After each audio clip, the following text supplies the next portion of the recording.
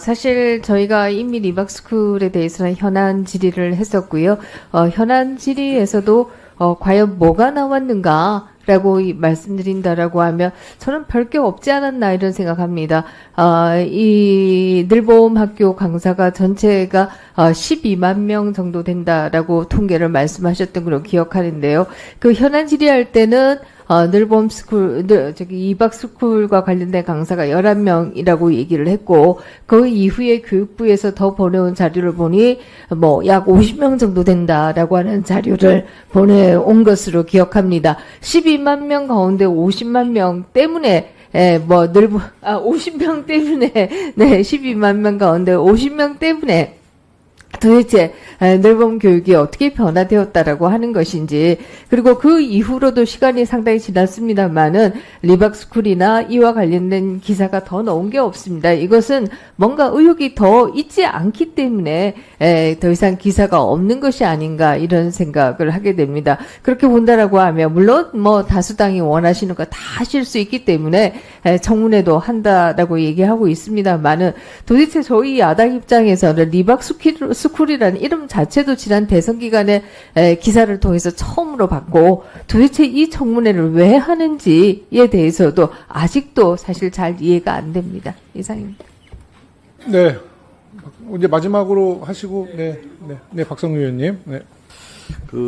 일단 여야 간사분들께서도 리박스쿨 관련해서 이제 청문회를 하겠다라고 하는 것은 이미 예정돼 있는 거 아니겠습니까? 그럼 예정돼 있다고 하면은 청문회를 하는 게 맞는 거고요. 또 시간을 두고 하자라는 것은 결국 안 하자는 얘기인 것 같아요. 그래서 저는 7월 10일에 청문회를 반드시 해야 된다는 입장을 좀 말씀드리겠고, 또 하나는 이제 현안 질의를 지난번에 했을 때 여러 의혹들이 제기가 된 문제 아니겠습니까? 그 현안 질의에서 나온 여러 의혹들을 저희가 다시 한번 청문회를 통해서 밝히는 것은 매우 중요한 일이죠.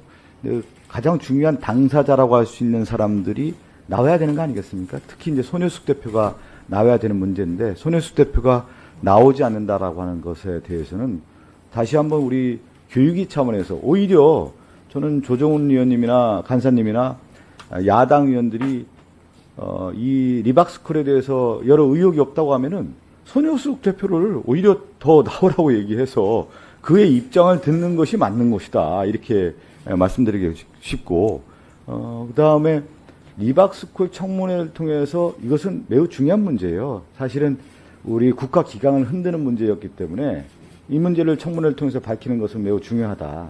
따라서 만약에 손윤숙 대표를 비롯해서 청문회를 통해서 나오지 않는다고 하면은 당연히 청문회 차원에서 고발 조치를 해야 되고, 이런 엄중함을 보여주는 것이 국회 입법기관의 역할이 아니겠느냐, 이런 말씀 드리겠습니다.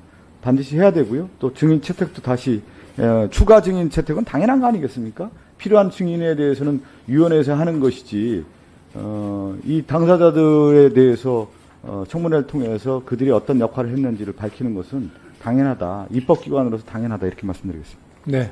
마지막 기회를 한 번 더 드려야 되겠습니다. 네. 김준혁 의원님. 뭘 지적하려고 하는 것이 아니라 12만 명 중 50명이기 때문에 별로 중요하지 않다라고 하는 논리가 좀 부적절하다라는 말씀을 좀 드리고 싶어서입니다. 120년 전 이 시기에 을사늑약이 이루어지는데 2,500만 동포 중에 5명이 나라를 팔아먹었습니다. 이 이야기로 마무리하겠습니다. 네.